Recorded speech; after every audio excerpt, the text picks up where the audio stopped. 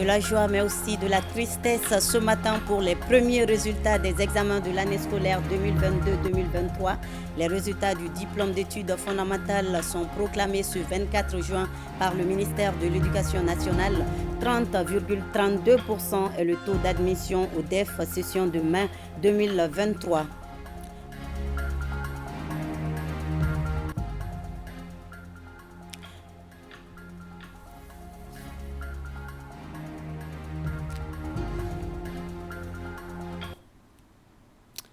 Samedi 24 juin. Madame, Monsieur, bonjour et bienvenue dans ce 13h. 30,32% est le taux d'admission au diplôme d'études fondamentales session de mai 2023 contre 47,86% l'année dernière. Les résultats ont été proclamés tôt ce matin par le ministère de l'Éducation nationale, comme vous le voyez sur ces images. La première nationale avec une moyenne de 18 sur 20 s'appelle Fadimatou Bouaré de l'Institut Sacré-Cœur de l'Académie d'enseignement de la rive droite de Bamako. Voilà, proclamation ce matin des résultats du DEF session de mai 2023. Et nous y reviendrons bien évidemment en détail dans nos éditions futures. 97% de oui contre 3% de non, avec un taux de participation de 39,40%. Ce sont là les résultats provisoires du référendum du 18 juin dernier. Ils ont été proclamés hier après-midi par l'autorité indépendante de gestion des élections EIGE. On fait le point avec Mamari Kone. La proclamation des résultats provisoires du référendum du 18 juin 2023 a été effectuée conformément aux articles 150 et 151 de la loi électorale. Pendant 5 jours, la commission de centralisation a dépouillé les procès-verbaux de l'ensemble des bureaux de vote. Après un bref rappel du processus de centralisation et la méthodologie de travail, l'EIGE a proclamé les résultats provisoires. Sur les 8 463 084 électeurs inscrits, 3 334 531 ont voté, soit un taux de participation de 39,40%. Les oui l'emportent avec 97% contre 3% au non. Sur les 24 416 bureaux de vote, le scrutin n'a pas pu se tenir dans 1121 bureaux de vote. Scrutin du 11 juin 2023. Vote par anticipation des membres des forces de défense et de sécurité. Inscrits 78 941.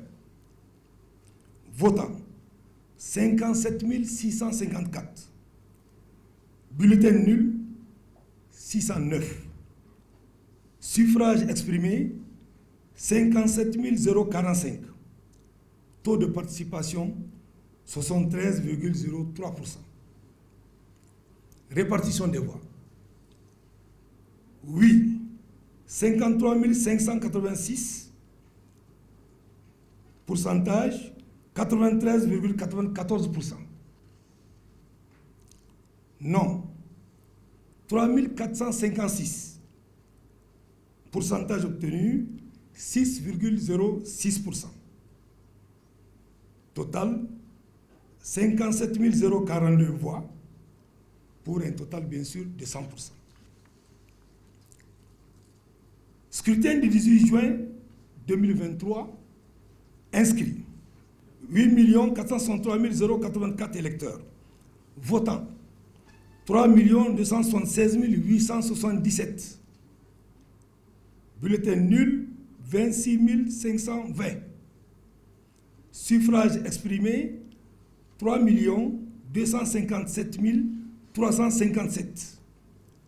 Taux de participation 38,72%. Répartition des voix. Oui, 3 154 644. Pourcentage obtenu 97,06%. Non, 95 725. Pourcentage obtenu 2,94%. Total 3 250 369. Pour un pourcentage bien sûr de 100%. Scrutin global du référendum inscrits 8 463 084 électeurs, votants 3 334 531, le bulletin nul 27 129, suffrages exprimés 3 367 402, taux de participation 39,40%. Répartition des voix. Oui, 3 208 230, pourcentage 97,00, et le non 99 181, pourcentage 3,00. Total 3 307 411 pour un pourcentage de 100%. Le mandataire national du oui se réjouit des résultats obtenus et invite l'ensemble des Maliens à s'impliquer davantage pour la réussite du reste du processus de retour à l'ordre constitutionnel. Je remercie toutes les Maliennes, tous les Maliens, les citoyennes et citoyens de l'intérieur comme de l'extérieur, sans exclusive, pour leur participation massive au référendum. Si le oui a remporté à 97%, bon, un peu moins de 98%, c'est vraiment les leurs, c'est leur victoire. Bonheur pour le Mali face à la communauté internationale et face à elle-même. Et cela nous interpelle. Ça nous appelle maintenant, à partir de maintenant, à retroucher les manches pour les scrutins prochains, pour que le Mali rentre dans le concert des nations. Malgré toutes les tentatives, le courant du non n'a pas voulu se confier à notre micro. Le président de l'EJ a adressé une mention spéciale au ministère de l'administration territoriale pour son appui. Les résultats provisoires ainsi proclamés seront publiés bureau de vote par bureau de vote sur le site de l'EJ conformément à la loi électorale. Ils seront immédiatement transmis à la Cour constitutionnelle qui est seule compétente pour proclamer les résultats définitifs du scrutin référendaire. À quelques jours de l'Aïd el-Kébir, 200 veuves du camp de Kati se sont vues offrir des moutons et des kits alimentaires. C'est pour leur permettre de célébrer la Tabaski comme toutes les autres familles musulmanes. Cette action de donation entre dans le cadre des œuvres sociales du président de la transition, Arju Matina et Tayeb Adiaouyakoui. En cette veille de fête de Tabaski, les œuvres sociales du président de la transition sont également centrées sur des actions de bienfaisance. Au total, 200 femmes veuves de Kati bénéficient chacune d'un mouton, d'un sac de riz de 50 kg et d'un bouton d'huile de 20 litres. Ces gestes de solidarité du président de la transition à l'endroit des familles militaires, cela s'appelle Opération Tabaski. Avoir une pensée aux familles démunies et salutaire, de surcroît offrir des moutons aux musulmans, veuves et orphelins de nos vaillants soldats qui sont tombés sur le champ de l'honneur est un acte très symbolique et humanitaire. Le philanthrope français Raoul Foloro disait ceci: vivre, c'est aider à vivre. Il faut créer d'autres bonheurs pour être heureux. Cette assertion de M. Raoul Foloro fut attendue et concrétisée ce jour par son Excellence le colonel Assimi Goïta, président de la transition. L'opération Tabaski, c'est venir en aide aux familles des veuves, des militaires et paramilitaires tombés sur le champ de l'honneur. Certes, les maris ne reviendront plus. Certes, les enfants ne reverront plus leur père, mais tout le monde sait que la Tabaski, c'est le jour où les enfants regardent dehors et disent « Papa n'a pas encore amené de moutons ». Les papas ne sont pas là, mais le colonel Assimi Goïta, chef suprême des armées, sera le papa de tous ses enfants. Les femmes veuves, très émues en recevant ces dons, remercient le chef de l'État d'avoir pensé à elles et à leur famille à l'occasion de la fête de Tabaski. Nous,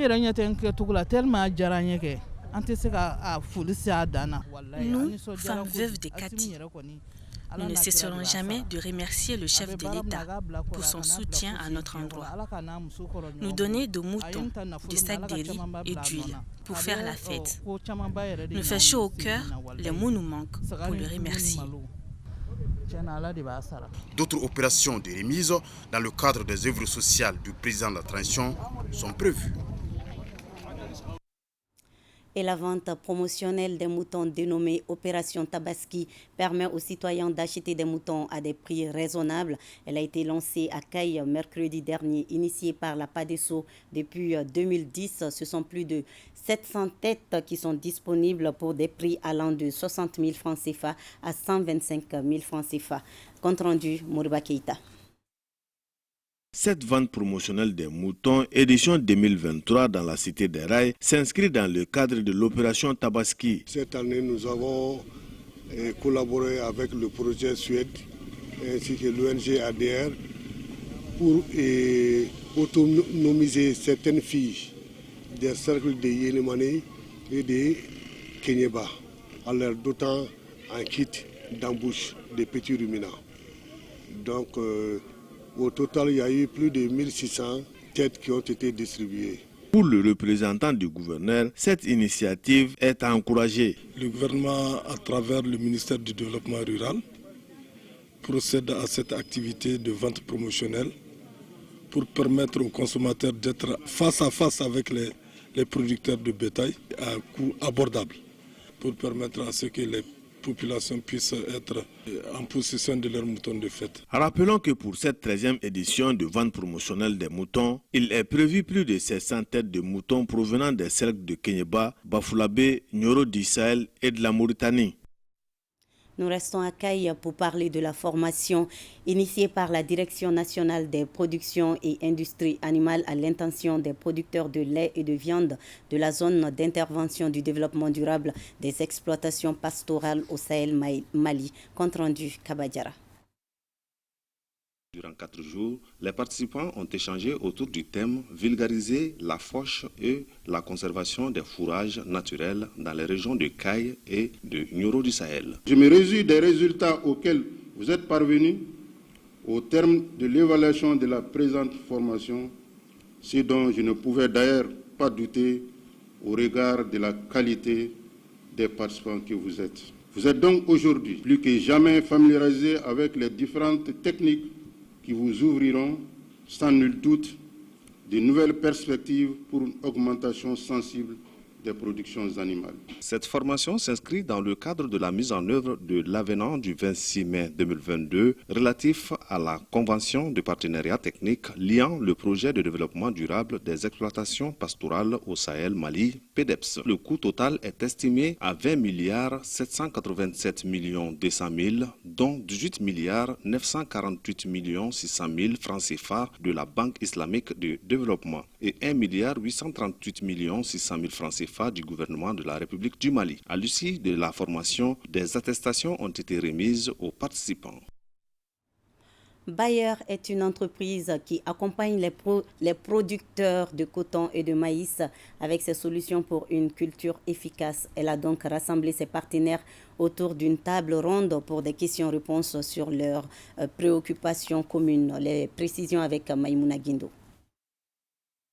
Cette journée permet aux acteurs du coton et du maïs, deux filières importantes au Mali, d'identifier les problèmes et ensuite proposer des alternatives dans la culture du maïs et du coton. C'est d'aider un peu la population, le gouvernement, les partenaires. C'est de donner notre expertise pour la réalisation de l'autosuffisance alimentaire dans un environnement où le producteur et l'utilisateur des produits sont protégés. C'est la vision de Bayer et partout où nous faisons des formations, dans le cadre de Soarchip Coton, par exemple, ces métiers, nous mettons en avant les bonnes pratiques agricoles en matière d'utilisation de produits phytosanitaires. Donc l'objectif global, c'est l'amélioration des conditions de vie. Le département de l'agriculture encourage cette initiative qui contribue à l'amélioration en vue de diversifier les revenus agricoles. Il faudrait que la formation soit une formation pérenne au niveau du terrain pour éviter la mauvaise utilisation des produits. Donc son utilisation à bon escient pour l'amélioration de la production, de la productivité de nos cultures. Soigner, traiter les champs de production du coton et du maïs afin que l'agriculture réponde aux besoins des agriculteurs, c'est désormais la mission de l'entreprise Bayer. Women Tech Mali, en collaboration avec Save the Children, vient d'initier au profit des jeunes filles une formation en leadership féminin et en empowerment numérique. La formation déroulée du 19 au 22 juin s'inscrit dans le cadre du projet de renforcement de la société civile pour les droits des enfants. Mariam Koulibaly. Développer le leadership féminin des filles à travers le numérique afin qu'elles puissent promouvoir les droits de la fille et être des actrices de changement, c'est l'objectif de cette formation initiée par Women Tech et ses partenaires. Elles sont une vingtaine de jeunes filles âgées de 15 à 18 ans à prendre part à la rencontre. Cet atelier de formation s'inscrit dans le cadre de la réalisation des activités du projet SIDACESCO de Save the Children, le projet de renforcement de capacité des organisations de la société civile.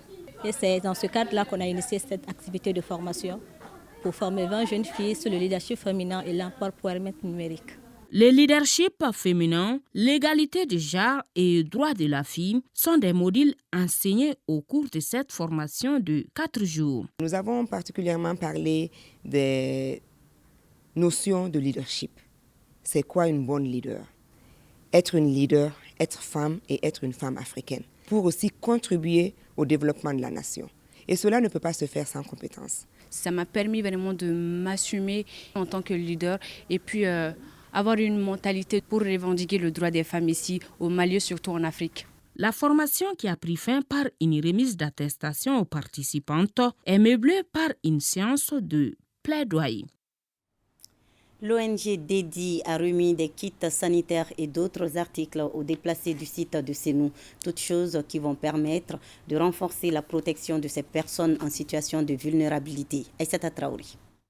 Distribution de kits non alimentaires, de kits d'hygiène sur le site des personnes déplacées internes de Sénou.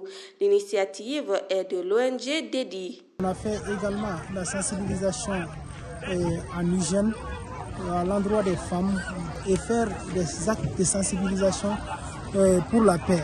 116 jeunes filles et garçons ont bénéficié des habits, des chaussures et des jouets, de quoi amener le sourire sur le visage des bénéficiaires. Nous avons reçu des habits et des chaussures pour les enfants ainsi que du savon. Nous remercions l'ONG Dedi. Créée en octobre 2019, Dedi est une ONG internationale africaine qui œuvre pour promouvoir le développement endogène et cela à travers l'innovation et la technologie comme moteur du développement durable et de l'aide humanitaire. Des kits sanitaires remis à 9 établissements scolaires du cercle de Markala. C'est l'une des activités phares de la 24e édition de la quinzaine de l'environnement dans la région de Ségou. Les activités menées visent à informer et sensibiliser sur l'impact de la dégradation de l'écosystème sur la santé animale et humaine. Envoyés spéciaux à Markala, Jacqueline Dako et Bakary Traoré. Sensibiliser, informer et mobiliser autour des bienfaits de la préservation de l'environnement dans la société, tels sont les combats que mène la Direction régionale de l'assainissement, du contrôle des pollutions et des nuisances et ses partenaires. Ainsi, le Cercle de Markala commémore la quinzaine de l'environnement à travers des sketchs et 2 thèmes assez révélateurs, notamment la lutte contre la pollution plastique et l'accès des femmes à la terre. Pour ce qui concerne la femme, il s'agit pour nous d'accorder aux femmes une petite parcelle pour qu'elles puissent mener des activités d'autopromotion, pour qu'elles puissent un peu s'épanouir. Une occasion d'interpeller les décideurs afin de se donner la main pour lutter contre la nuisance de l'écosystème. Au Mali et dans la région de Ségou, on constate que les sachets plastiques, après une utilisation de courte durée, se retrouvent dans la nature, obstruent les terres cultivables, constituent des réservoirs pour les insectes. La journée a été marquée par les activités, à savoir la remise des kits sanitaires à 9 établissements scolaires qui ont gagné au concours École propre, l'évacuation du tas d'ordures du marché de Diamarabougou au dépôt de transit et la plantation d'arbres dans la cour du CCRF de la dite localité. Pour sauvegarder les sites classés patrimoine culturel, historique et religieux Cabrit Sankoré contre les usurpateurs fonciers. Les jeunes, en partenariat avec le conseil du quartier, ont organisé une assemblée générale. Ce cadre d'échange visait à attirer l'attention sur les dangers qu'encourent ces sites placés historiques du quartier face aux exploitations malsaines qui prennent de l'ampleur. Reportage Najim Babasisi, Mauloud Tandina. Sauvegarder le patrimoine historique, religieux et culturel. Stopper les usurpateurs fonciers, telles sont les questions débattues lors de cette assemblée générale à la place Sankoré de Tombouctou. Ce cadre est initié par le conseil de quartier en collaboration avec les jeunes. Des espaces publics du quartier hérités des premières heures de l'indépendance de notre pays, le Mali, sont morcelés et vendus par des individus mal intentionnés. À l'issue des échanges, des engagements forts ont été pris afin de réglementer toute action sur les espaces publics et les sites classés patrimoine. La cessation immédiate de la vente et du morcellement des espaces publics du quartier, la régularisation des documents des terrains à usage d'habitation des secteurs Koiratao et Bangoumé Farou, des documents qui portent aujourd'hui la mention Abaradjou Ouest ou Bellefarandi Est, d'impliquer le conseil de quartier dans toutes les questions foncières dans le quartier. Cette assemblée qui s'est tenue dans la plus grande courtoisie était le lieu approprié pour rappeler aux habitants la nécessité de s'acquitter de leurs taxes et impôts. Voilà, c'est la fin de cette édition. Merci à vous de l'avoir suivi. À 20h, retrouvez Nyanya Aliou Traoré pour la grande édition. Bel après-midi à vous tous et à demain 13h, Inch'Allah.